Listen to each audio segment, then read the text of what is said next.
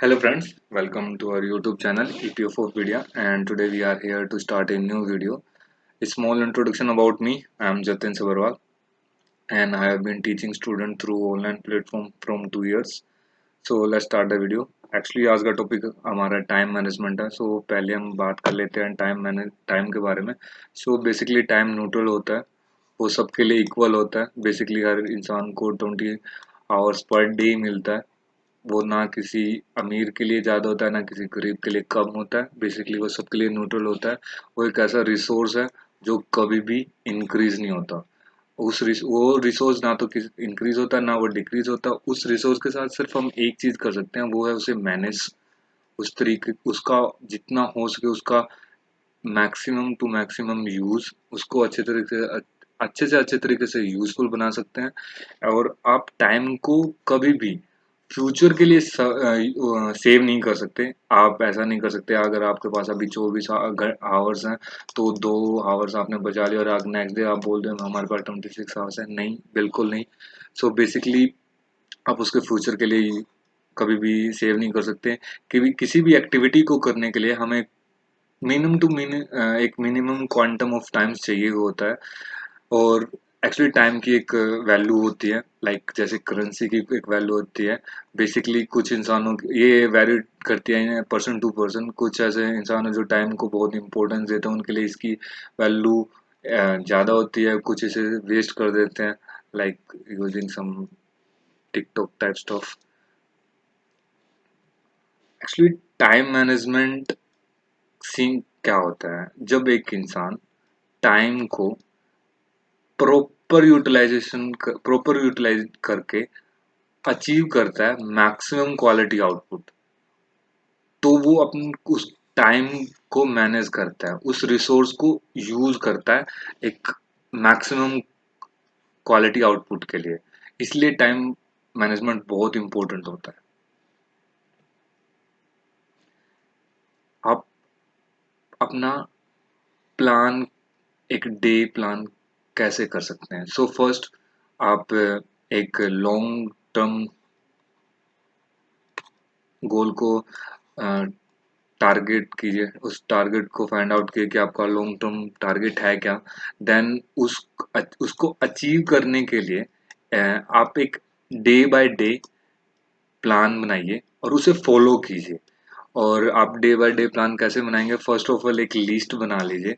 अ, उसमें उस लिस्ट में अपनी प्रायोरिटीज के बारे में बात कीजिए कि आपके लिए आपको क्या करना है क्या नहीं करना. आप उन चीज़ों को लिख लिए और आप जब ये प्लान या लिस्ट बनाएं तो उसको फुल ऑफ एक्टिविटी में मत लिखिए. उसको फुल मत कीजिए एक्टिविटीज के साथ कि हाँ मैं सुबह 9 बजे उठा, 9 से 10 मैंने ये किया, 10 से 11 मैं ये करूंगा. नहीं, कुछ फ्री टाइम रखिए अपने लिए. बेसिकली अगर आप कोई इंसान ऐसा कर रहा है कि वो सुबह 9 बजे उठता है, 9 से लेकर उसके सोने के टाइम रात के 10 बजे तक वो सिर्फ काम ही काम कर रहा है, तो बेसिकली वो आपको अपने आप को मशीन की तरह ट्रीट कर रहा है, जो कि एक अच्छी बात नहीं है. अगर बहुत सारे इंसान जब कोई प्लान बनाते हैं या उन्हें कुछ चीज़ करना स्टार्ट करना होता है तो वो बेसिकली ये बोलते हैं कि हम कल से स्टार्ट करेंगे, हम परसों से स्टार्ट करेंगे, जो कि वैसे ही बहुत गलत है. अगर आपको करना है तो डू इट नाउ. आप अभी से स्टार्ट कीजिए अगर आपको किसी लॉन्ग टर्म गोल को अचीव करना है. सो बेसिकली स्टार्ट आज से कीजिए ना. आप आज से लिस्ट बनाइए आपको क्या करना है क्या नहीं करना. उस डेली अपने जो आप प्लान बना रहे हैं उसको डेली फॉलो कीजिए. सो ऑब्वियसली बात है आप लॉन्ग टर्म गोल को अचीव कर लेंगे इजीली. बहुत सारे इंसान क्या करते हैं जब वो अपना डेली का प्लान सेट करते हैं तो बेसिकली वो इन चीज़ों को अवॉइड करते हैं. अपनी फैमिली जो आप अपनी फैमिली के साथ जो टाइम स्पेंड करना आप उसे अवॉइड कर देते हैं. आप अपनी फिटनेस के लिए टाइम नहीं दे पाते. बहुत सारे जो ऐसे स्टूडेंट या फिर जो भी कहीं भी ऑफिस में काम करते हैं, जब वो अपना टाइम टेबल को मैन जब अपना शेड्यूल बना रहे होते हैं तो बेसिकली वो इन चीज़ों को निगलेक्ट करते हैं, जो कि बहुत गलत चीज़ है. प्लीज आप इनके लिए भी टाइम रिजर्व रखिए क्योंकि आपकी फैमिली आपके लिए इंपॉर्टेंट है, फिटनेस इंपॉर्टेंट है. विदाउट फिटनेस अगर आपके पास एक हेल्थी बॉडी ही नहीं होगी तो बेसिकली आप उस प्लान के साथ करोगे क्या. आप अपनी सोशल लाइफ को अच्छे तरीके से ट्रीट कीजिए. स्पिरिचुअल एक्टिविटीज में पार्टिसिपेट कीजिए जो आपको पॉजिटिविटी देगा. एक प्रॉपर टाइम मैनेजमेंट के लिए जो पर्सनली आपको चीज़ें करनी चाहिए और उसके साथ आपके क्या प्रॉब्लम्स आएँगे और उसके सॉल्यूशन क्या है। सो बेसिकली होता क्या है, स्टूडेंट को अपनी प्रायोरिटीज़ के बारे में नहीं पता होता। अगर स्टूडेंट की बात करें तो स्टूडेंट बहुत बार क्या होता है कि वो अपने कैरियर चाहते हैं कि वो स्टडी से अपना कैरियर बना ले, बट वो अपना मैक्सिमम टाइम दे देते हैं गेम्स को, स्पोर्ट को। अगर आप अपनी करियर काउंसलिंग करवाइए और एंड फाइंड आउट कि आपको फ्यूचर में करना क्या है। एक सर्वे में 92% जो इंडियन स्टूडेंट्स थे उनको पता ही नहीं उनको फ्यूचर में क्या करना है, बस वो भेड़ चाल कर रहे हैं कि वो आईआईटी कर रहा है, मेरे को भी आईआईटी करना है, जो कि एक अच्छी बात नहीं है। अगर आपको अपना प्रॉपर टाइम मैनेजमेंट करके अगर आपको सक्सेसफुल बनना है तो आपको अपनी प्रायोरिटीज के बारे में पता होना चाहिए। अगर आपको अपनी प्रायोरिटीज के बारे में पता है तो बेसिकली आप उनके साथ काम कीजिए, अपने आप को ऑर्गेनाइज रखिए। अगर आप साइकोलॉजिकल प्रॉब्लम की बात करें तो आप सेल्फ डिसिप्लिन होना चाहिए। सेल्फ डिसिप्लिन और मोटिवेशन में बहुत फर्क होता है। एक्चुअली मैं प्रिपरेशन करता हूँ अभी भी। सो जब मेरे को बहुत सारे ऐसे मेरे को स्टूडेंट मेरे दोस्त ऐसे मिले थे जो मेरे को बोलते थे कि मैं 6 मंथ से मोटिवेटेड हूँ, मैंने उसकी 6 महीने पहले एक वीडियो देखी थी, मैं तब से लेकर अभी तक उस वीडियो से मोटिवेटेड हूँ। ये सब कुछ एक झूठ होता है। बेसिकली अगर साइकोलॉजिकल टर्म्स को पढ़े तो एक इंसान 6 दिन 6 डेज या 7 डे तक मोटिवेट रह सकता है किसी भी एक एक्टिविटी से। सो अगर आपको कोई एक लॉन्ग टर्म कोई भी टारगेट अचीव करना है तो आपको बेसिकली मोटिवेट नहीं होना, आपको डिसिप्लिन होना है उसके रिगार्डिंग। कोई हाँ, ऐसा होता है कि आपको जब आप प्रिपरेशन कर रहे होते हैं अप एंड डाउन आते हैं। सो बेसिकली जब आप डाउन जाते हैं तो आपको एक फोर्स एक एनर्जी की नीड होती है। सो उस टाइम पे आपको मोटिवेशन की नीड होती है, ना कि जब आप अपने टाइम को मैनेज कर रहे हो, आप डेली टाइम को एक शेड्यूल को फॉलो कर रहे हो, तो दैट टाइम आपको सेल्फ डिसिप्लिन की जरूरत होती है, ना कि मोटिवेशन की। बहुत सारे ऐसे स्टूडेंट्स भी होते हैं जो कि जो ना नहीं बोल सकते किसी इंसान को, क्योंकि उनका मानना होता है कि दोस्त है, कभी वो हमसे गुस्सा ना कर जाए। नहीं, आप अपनी प्रायोरिटी के बारे में सोचिए। अगर वो इंसान आपसे कोई भी चीज़ डिमांड कर रहा है कि आप मेरे साथ कहीं हैंग आउट करने चलिए या फिर हम मूवी देखने चलते हैं, अगर वो आपको लगता है कि हाँ, वो चीज़ या वो एक्टिविटी, वो टाइम को मैं कहीं और यूटिलाइज कर सकता हूँ और वो मेरे को अच्छे से अच्छा मैक्सिमम आउटपुट देगा। सो बेसिकली आपको लर्न करना चाहिए नो ही बोलना, लर्न टू से नो। एक स्टूडेंट के लिए ये चीज नेसेसरी है, ये तो उसको आनी ही चाहिए। अगर उसको लगता है ये प्रायोरिटी में मेरी फिट नहीं बैठ रहा तो उसको नहीं बोलना आना चाहिए। आपको टीम वर्क पे भी बिलीव करना चाहिए। बेसिकली होता क्या है कि एक ए स्टूडेंट है, एक बी स्टूडेंट है, बी स्टूडेंट का जैसे साइंस अच्छा है बट ए स्टूडेंट को पॉलिटी अच्छा है। एक तो आपको टीम वर्क करना चाहिए और उस पे आपको बिलीव होना चाहिए कि मैं उसको पढ़ा दूंगा, वो मुझे पढ़ा देगा। तो आपको अगर आप ये करेंगे तो मैं होगा क्या कि आप अपना टाइम सेव कर लेंगे। अगर जब आप टाइम को सेव करते हैं और उसी जो आपका सेव टाइम है तो उसको आप यूज करते हैं कहीं और, तो आपकी टाइम मैनेजमेंट स्किल अच्छी है, एक प्रॉपर टाइम मैनेजमेंट स्किल आपके पास।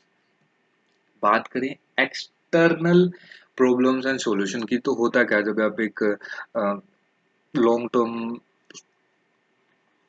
गोल को जब अचीव करने के लिए आप एक टाइम शेड्यूल को फॉलो करते हैं तो बेसिकली होता है क्या है कि आपके कुछ फ्रेंड्स और कुछ कोलीग थोड़ा सा डिसअपॉइंटेड हो जाते हैं आपके आपके साथ, और आप उनके रिलेशन आपके साथ थोड़ा सा उनके अंदर कॉन्फ्लिक्ट हो जाता है।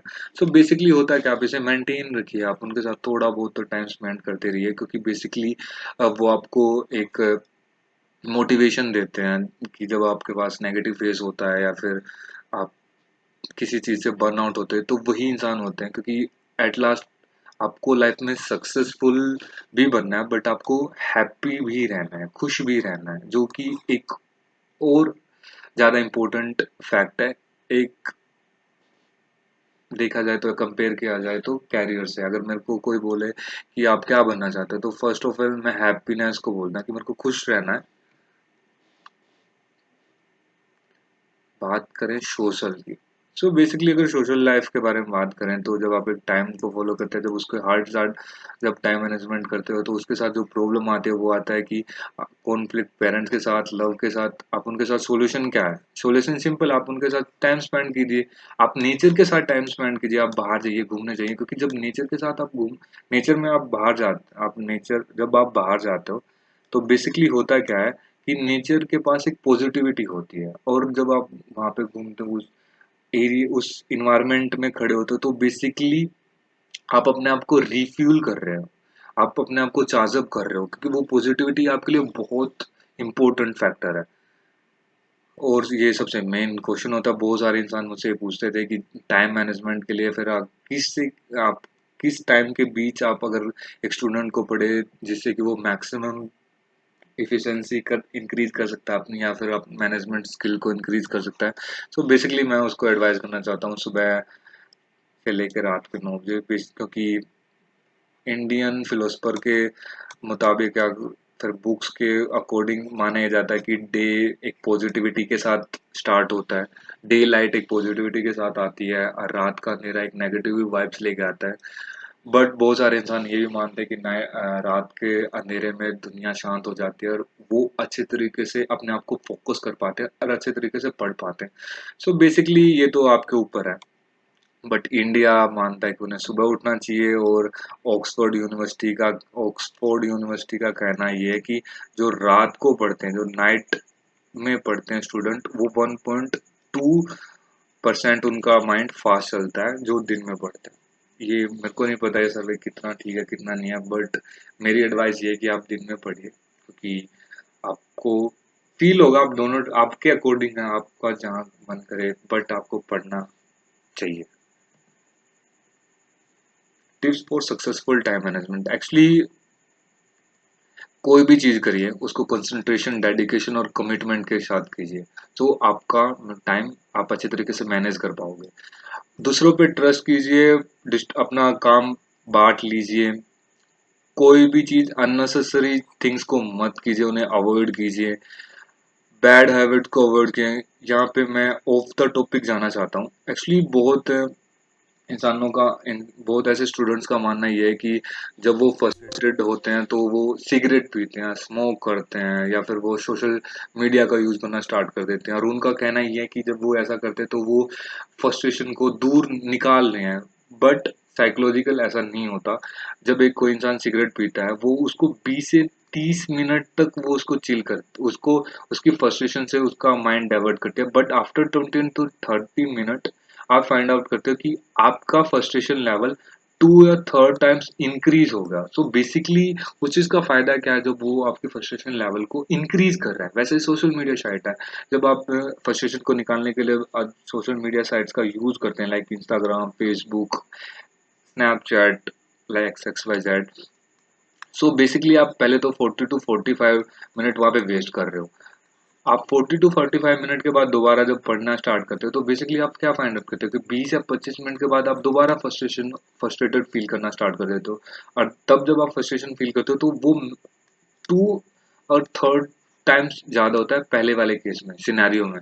सो बेसिकली उस चीज का फायदा क्या है? सो उन चीजों को अवॉइड कीजिए, इन बैड हैबिट्स को अवॉइड कीजिए।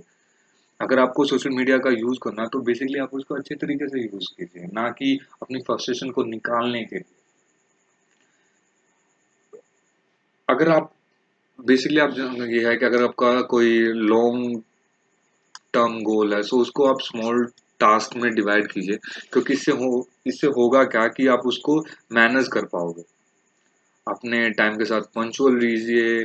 बहुत सारी ऐसी चीजें होती हैं जब आप एक टाइम मैनेजमेंट कैटेगरी या टाइम मैनेजमेंट शेड्यूल को क्रिएट करते हैं और उसे फॉलो करते हैं, तो आप बहुत सारी चीजों को फॉरगेट और मिसप्लेस कर देते हैं, वो मत कीजिए। अगर आपको टाइम मैनेज करना है तो बेसिकली आपको कैलेंडर का यूज करना आना चाहिए। आप अपने आप को ऑर्गेनाइज रखिए, अगर आपको ये दोनों चीज आ गई तो बेसिकली आप 30% टाइम मैनेजमेंट स्किल आपकी इंक्रीज हो जाएगी। सो बेसिकली इस वीडियो को यहीं एंड करते हैं। ये हमारी छोटी सी वीडियो थी। अगर मेरी वीडियो आपको पसंद आई हो, please like the button, share with your friends, and अगर आप ऐसी इन्फॉर्मेशन चाहते हो ईपीएफओ पीडिया से related, so please subscribe my channel. Thank you so much.